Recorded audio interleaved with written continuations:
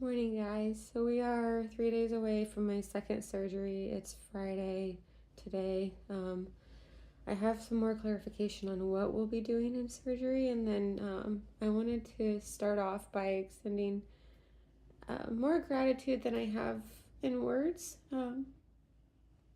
Yesterday, Chelsea, my sister, started a GoFundMe for us.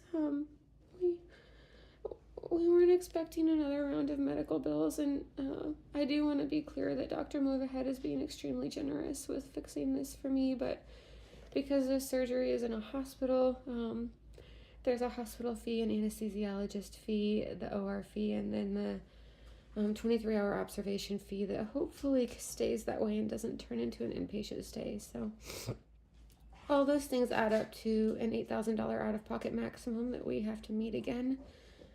That we weren't expecting to have to do. And then also the missed work component that we're still figuring out. So that was the reason she stepped in and did that for us. And I woke up this morning and you guys have gifted us $2,000.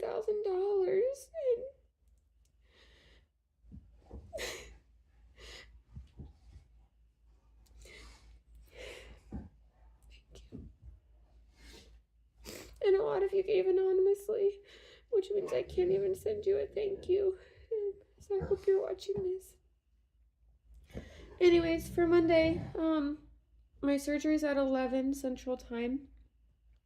He has all new plates that he just finalized the day before yesterday with the company. I think it's called Synthes. It's Synthes. He said he made a couple of modifications to the design and then also moved all of the screw holes so that he's screwing into different points in my maxilla. And then he's also using a synthetic grafting material called Vivigen, I believe. It's Vivigen. And that's supposed to help with the non-union to help that bone. So what happened when this plate broke, it was supporting my right maxilla and reattaching to my skull. After it broke, the bone regrowth had not grown enough to support itself, and so that spot became a partial non-union, which is what we found out on Tuesday, whatever day I was in the OR this week.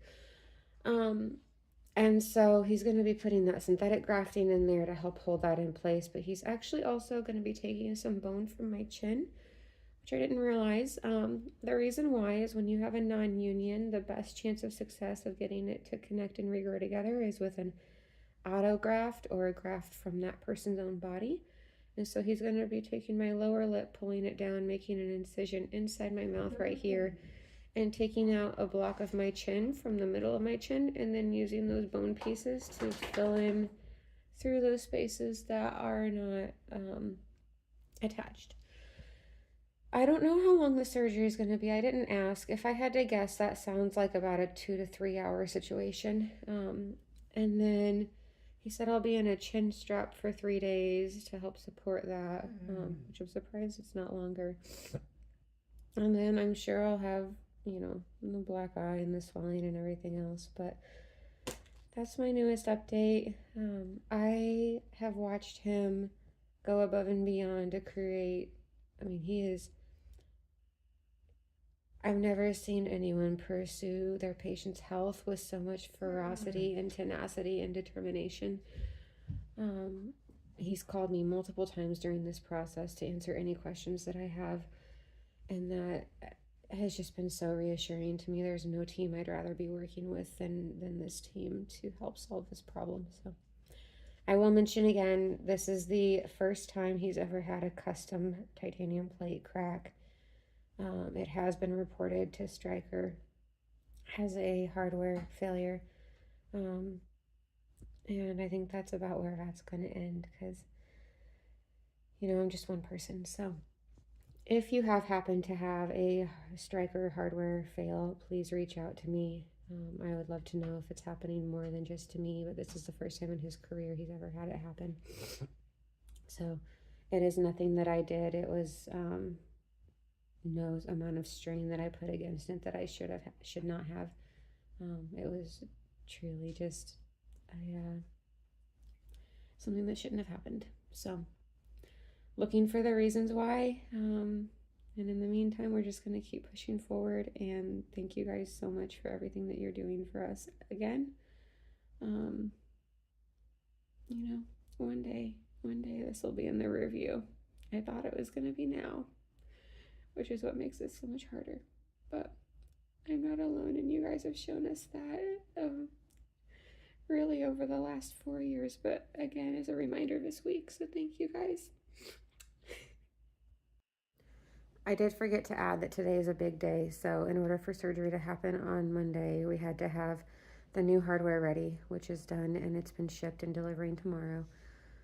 We needed to have OR space and consent from Mercy South, which we have. I've already been slotted.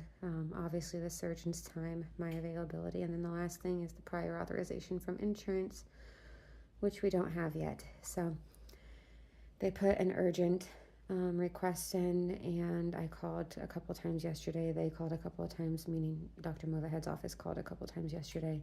They're saying they're going to have an answer to us by today, which is cutting it a lot closer than I wish it was, because if they have any questions, today's Friday and surgery's Monday. So that would be the biggest ask for today, is that we get that insurance prior authorization. So I just wanted to add that on there for all of you that are out there praying. That would be the thing for today that would be the make or break it for this happening on Monday.